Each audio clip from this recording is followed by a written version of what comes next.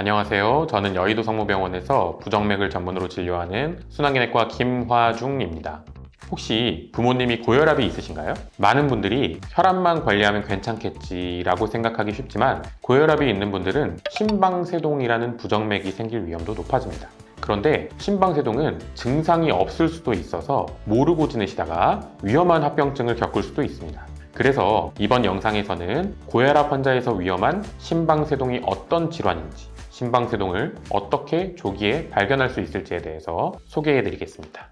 심장은 심장 내의 혈액을 다른 장기로 공급하는 이 펌프 기능을 하는데요. 위아래로 공간이 나누어져 있어서 위에는 심방, 아래는 심실이라고 부릅니다. 이 혈액이 처음에 심방으로 들어오면 심방이 수축을 해서 심실로 혈액을 보내주고 심실에 혈액이 들어오면 마찬가지로 심실을 수축해서 온몸으로 혈액이 분출됩니다. 이 심방에서 전기 신호가 규칙적으로 생성이 되면서 이 신호가 근육을 수축하도록 명령을 하는 것인데요. 심방세동은 심방 내에서 무수히 많은 전기 신호가 불규칙적으로 생성이 되면서 심방이 말 그대로 가늘새 움직일 통, 심방이 조직적으로 수축하지 못하고 가늘게 덜덜덜덜 떨리기만 하는 상황을 말합니다. 이렇게 되면 혈액이 밖으로 잘 나가지 못하고 심방 안에서 고이게 되고 그 혈액이 굳어서 피떡을 만들 수가 있습니다. 이 피떡이 뇌로 이동하면 뇌혈관을 막으면 뇌경색이 되는 것. 또한 심장이 효율적으로 수축하지 못하면서 심장에 부담이 쌓이면서 심장 기능이 악화되는 심부전으로 이어질 수도 있습니다. 이 심방세동이 발생하면 심실도 덩달아 맥박이 빠르고 불규칙하게 뛰게 되면서 일반적으로 두근거리거나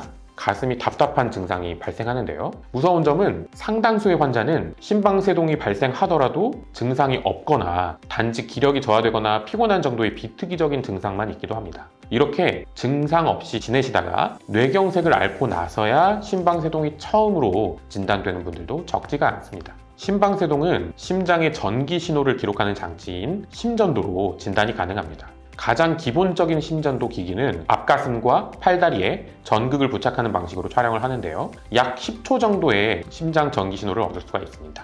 그런데 심방세동은 발병 초기에는 간헐적으로 발생하는 성격을 갖고 있습니다. 즉, 심방세동이 발생했다가 정상맥이 됐다가 생겼다가 정상맥이 되었다가를 반복하는 것이죠. 그래서 심전도 딱 한 장만으로는 심방세동이 있더라도 심방세동이 진단되지 않을 수도 있습니다.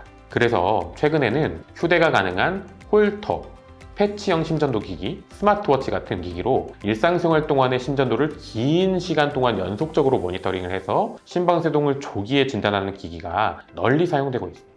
심방세동은 고혈압이나 당뇨, 고지혈증, 비만 등의 만성적인 질환이 있는 환자에서 발생 위험이 더 높습니다. 세계적인 진료 지침에서는 심방세동의 조기 진단을 위해서 증상 유무와 관계없이 65세 이상의 환자에서는 정기적으로 심전도 검사를 권하고 있고 75세 이상이거나 또는 65세 이상이면서 뇌경색의 위험도를 높이는 질환들, 예를 들면 고혈압이나 당뇨, 심부전이나 혈관 질환, 그리고 또는 예전에 뇌경색이 있었던 그런 환자분들께는 연속적인 심전 도 모니터링 검사를 권하고 있습니다. 여기에 심방세동을 시사하는 증상들, 가슴이 막 두근거리거나 가슴이 답답하거나 평소보다 가벼운 활동에도 숨이 차거나 하는 증상이 있는 분들에게는 보다 적극적인 검사를 권유드립니다.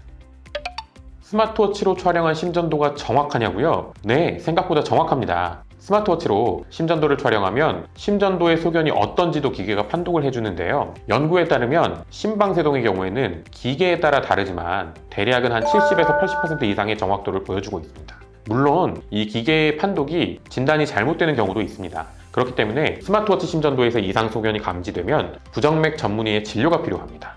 스마트워치로 촬영한 심전도는 이 휴대폰의 어플리케이션에 저장이 되기 때문에 그 심전도를 출력을 해서 진료실로 가져오시면 그게 이제 심방세동이 맞는지, 맞다면 어떻게 치료를 해야 할지에 대해서 저희 부정맥 전문 의사가 안내를 해드릴 수가 있습니다. 모든 스마트워치가 심전도 촬영이 가능한 것은 아닙니다. 단지 맥박수와 맥박이 불규칙한지 여부만을 확인할 수 있는 기기도 있어요. 하지만 맥박이 불규칙하다고 해서 그것이 모두 심방세동인 것은 아닙니다. 따라서 심전도를 목적으로 스마트워치를 구매하신다면 맥박수뿐만 아니라 이 심전도 파형이 나오는 기기인지를 정확히 확인하고 구매하시는 것을 권해드립니다. 심방세동은 더 많이 들어본 것 같은데 심신세동은 그렇게 심방 심방세동보다는 조금 낯설거든요. 네. 심방세동이 더 위험해서 그런 걸까요? 세동이란 말은 가늘게 떨리고만 있는 그런 상태를 세동이라고 하는 거거든요. 그런데 심방세동은 심방만 세동하고 있는 상태이고 심실세동은 말 그대로 심실이 세동하고 있는 상태예요. 그런데 이 심장의 공간이 세동하고 있으면 거의 수축력이 없다는 것과 다른 바가 없습니다. 심방은 세동하더라도 심실이 세동하고 있지 않으면 온몸의 피를 원활히 보내줄 수가 있습니다. 그런데 심실이 세동하고 있으면 이것은 즉 심장이 거의 마비됐다, 심장마비와도 같은 말입니다. 그렇기 때문에 심실세동은 심정지와도 거의 유사한 그런 상황이라고 볼 수 있습니다. 그래서 위험한 정도로 따지면은 심실세동이 굉장히 위험한 상태에 속하고, 그렇기 때문에 심실세동 상태라면 환자 본인이 증상을 느끼거나 의식이 있거나 하는 상태가 아닙니다. 심장 마비 상태니까요. 하기 때문에 심실세동은 스마트워치로 진단할 수가 없습니다.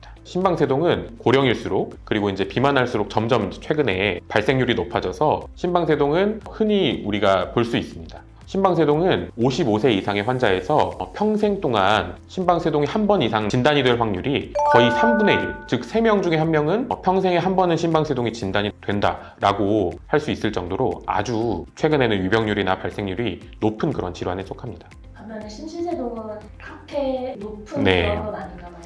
그렇죠. 심실세동은 말 그대로 심장이 정지한 상태이기 때문에 거기서 소생하지 못한 분들은 다 사망하는 것이기 때문에 심실세동의 발생률은 그렇게 높지가 않습니다.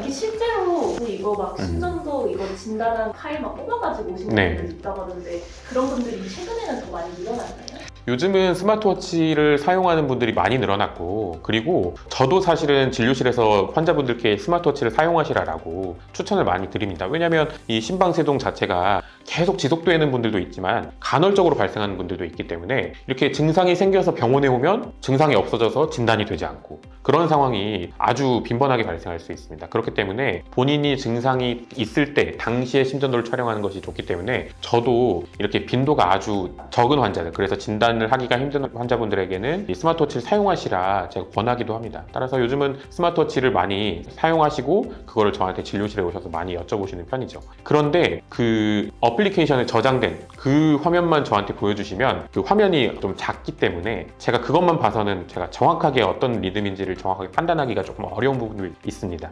그래서 이 종이를 출력해서 오시면 저희한테는 더 진단하기 더 정확할 수가 있죠. 그거를 저희가 보관할 수도 있고 기록할 수도 있고 심장 리듬을 더 크게 볼 수도 있기 때문에 스마트워치 심전도를 촬영해서 이상 소견이 있으면 그거를 출력을 해오시는 것을 추천합니다. 그러면은 과거보다는 이렇게 스마트워치 심전도를 이제 많이 활용하면서 병이 깊어지기 전에 오시는 분들이 많아서 네. 치료가 더 수월해졌겠네요. 그렇죠. 예전에는 사실 한 20년, 30년 전만 하더라도 심방세동을 그렇다고 이 치료하는 것이 과연 도움이 될 것인가 라는 것에 대해서 정확한 어떤 데이터가 없었습니다. 근데 최근에는 이 심방세동이 초기에 잘 진단이 되고, 그리고 그런 초기에 진단된 환자들을 초기에 치료를 할 때 성적이 좋다. 심방세동 재발률을 월등히 낮출 수가 있고, 심방세동에 따른 어떤 뇌경색이나 심부전 같은 것들, 그리고 그에 의한 사망, 이런 것들을 아주 위험한 합병증들을 낮춘다라는 것이 이제는 좀 밝혀졌기 때문에 심방세동을 조기에 진단하고 치료하는 것이 굉장히 중요해졌습니다.